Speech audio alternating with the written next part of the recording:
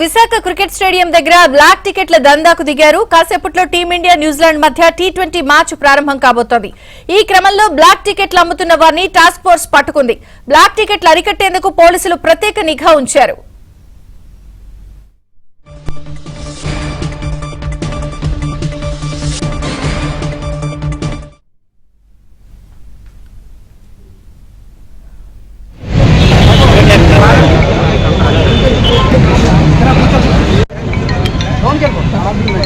₹1200 complementary card బాబు ₹1200 complementary card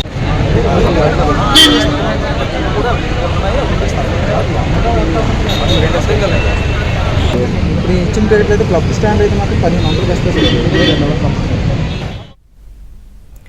Visakha cricket stadium దగ్గర black టికెట్ల దందా కొనసాగుతోంది. అయితే టాస్క్ ఫోర్స్ పోలీసులు నిఘా ఏర్పాటు చేసి ఈ దందాకు సంబంధించిన కొంతమందిని కూడా పట్టుకున్నారు.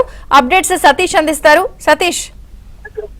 విజయ్ చంద్రిక, విశాఖలో ఈ రోజు ఇండియా న్యూజిలాండ్ మధ్య టీ20 మ్యాచ్ జరగనుంది. అయితే దీనికి సంబంధించి టికెట్స్ విషయంలో కూడా డిమాండ్ ఉండడంతో ఒక్కసారిగా అందరూ కూడా బ్లాక్ టికెట్లు కొనేందుకు కూడా ఎగబడ్డారు. అయితే ఒక విధంగా చెప్పుకోవాలంటే ఈ మ్యాచ్ అంటే ఇండియా 3 మ్యాచ్లు వరుసగా గెలవడంతో ఈ మ్యాచ్ కూడా అద్భుతంగా ఆడుతుందని భావించి చాలా మంది క్రీడాకారులు రావడం జరిగింది. ముందుగా దీనిపైన మ్యాచ్ పైన అంత అంచనాలు లేనప్పటికీ ఎలాగా సిరీస్ గెలిచిందని ఒక ధీమాతో ఉన్నప్పుడు కూడా ఈ మ్యాచ్ లో అభిషేక్ శర్మ కావచ్చు, సూర్యకుమార్ యాదవ్ ఇలా క్రీడాకారులందరూ కూడా బాగా ఆడతారు, దాన్ని కన్నరా చూద్దామని చెప్పి చాలా మంది ఇక్కడ రావడం జరిగింది.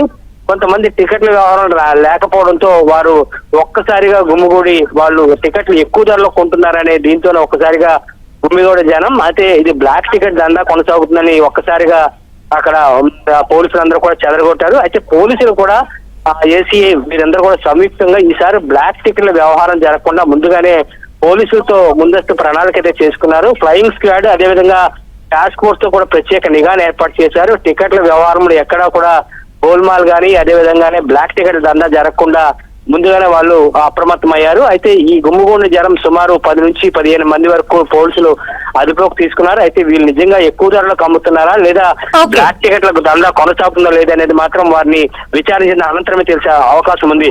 Vijay Chandrika. Okay Satish, thank you.